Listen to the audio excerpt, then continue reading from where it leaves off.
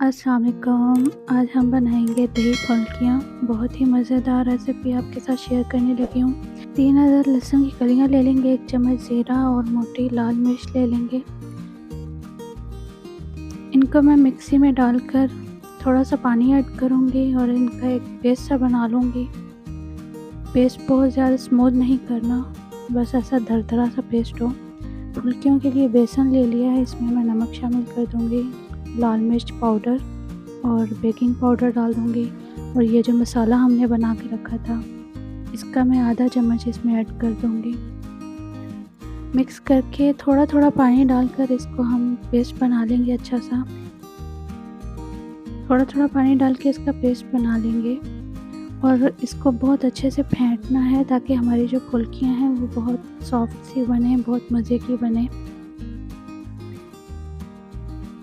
دہی بڑا مسالہ بنانے کے لیے میں نے کالا نمک لیا ہے، کالی کٹی مرچ لی ہے، بھنا کٹا زیرہ لیا ہے، لال مرچ پاؤڈر لیا ہے اور چاٹ مسالہ پاؤڈر لیا ہے۔ ان سب چیزوں کو ہم اچھے سے مکس کر لیں گے۔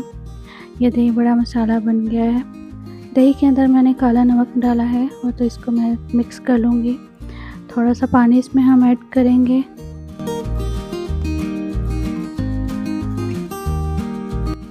اب یہ پھلکیاں فرائی کر لیں گے، اور ان کو بالکل میڈیم فلیم پر جو ہے ہم فرائی کریں گے تاکہ یہ اندر تک اچھے سے کک ہو جائیں،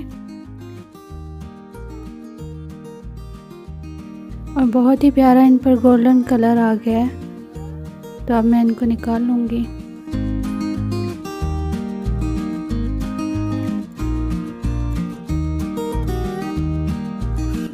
پھلکیوں کو پانی میں ڈال دوں گی، تھوڑی دیر کے لیے ان کو پانی میں ڈال کے چھوڑ دیں گے جب تک یہ پانی اچھے سے سوک کر لیں۔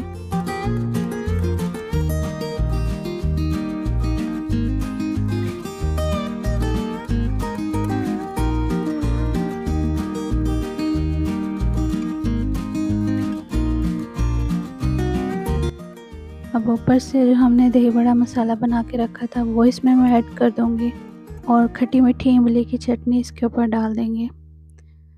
بہت ہی مزے کے دہی بڑے بن کے تیار ہوتے ہیں۔ آپ ضرور ان کو اس رمضان میں بنائیے گا۔ میری اس ریسیپی کو ضرور ٹرائی کیجیے گا، اور مجھے ضرور بتائیے گا کہ آپ نے بنائی تو کیسی بنی ہے۔